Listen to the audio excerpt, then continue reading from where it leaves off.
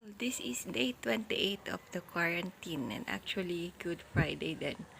This is how our area looks like right now during the quarantine. Malinis yung kalsada at walang tao, walang sasakyan.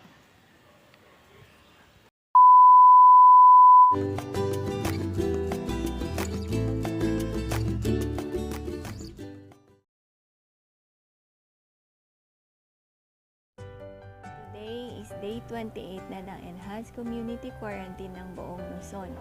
However, sa akin is only day 22 of my self-quarantine. Kung bakit magkaiba is because I only started March 19.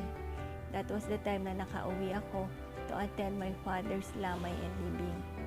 And having said that, it means I have a travel history and I had to comply with the 14-day quarantine in order to monitor kung may virus akong nakuha or wala.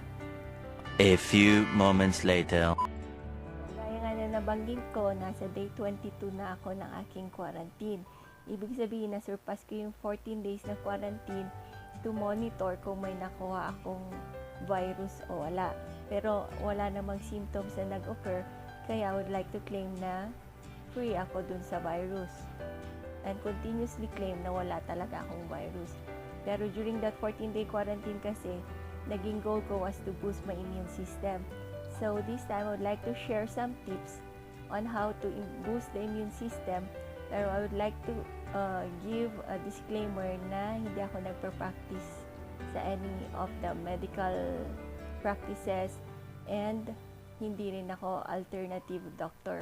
Pero these are the things na nakita ko rin sa social media na nakatulong talaga sa pag-boost ng immune system na ini-apply ko rin naman sa aking sarili, which I think na naging effective din talaga. So first, I took up this one, sodium ascorbate. Sa ibang mga tao yung sa ascorbic acid. Pero since acidic talaga yung tiyan ko rin, I took up this one.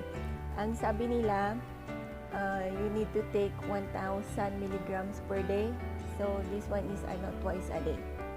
Tapos, I also have lemongrass and ginger tea. Kasi maganda daw yung ginger na sa throat kasi since it's anti-inflammatory. Meron din yung yung sa tubig ko, nilalagyan ko siya ng fresh na lemon and ginger.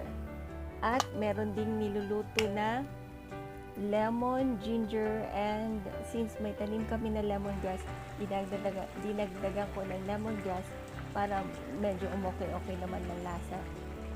Magkaroon na alternate na lasa yung tea.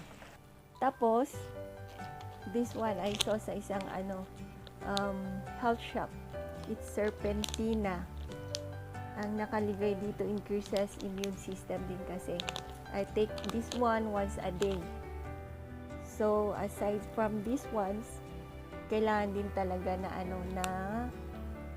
yun lang, matulog din ng 7 to 9 hours. Pero although, namatay nga kasi yung tatay ko, hindi naman ako makatulog ng ganun kahaba, thinking about what happened.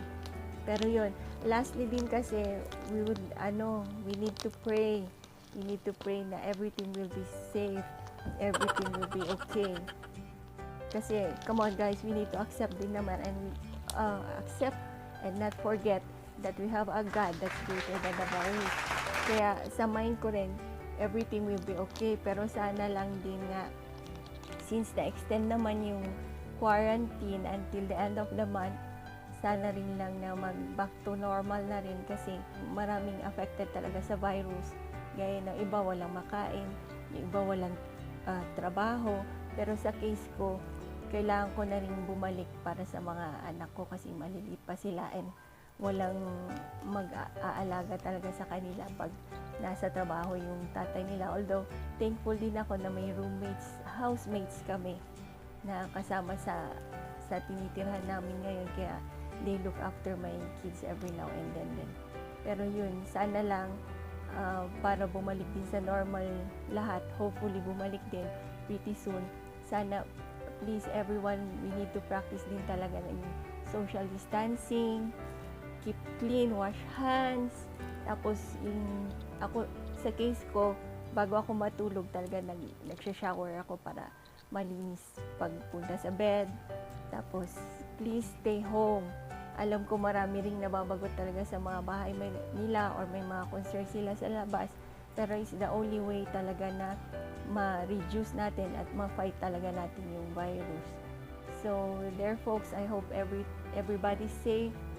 Let's practice talaga yung kailangan natin gawin para bumaba yung count ng virus dito sa atin, and hopefully things will get back to normal soon. That's it for today, guys, and hope to see you in my next video. Bye.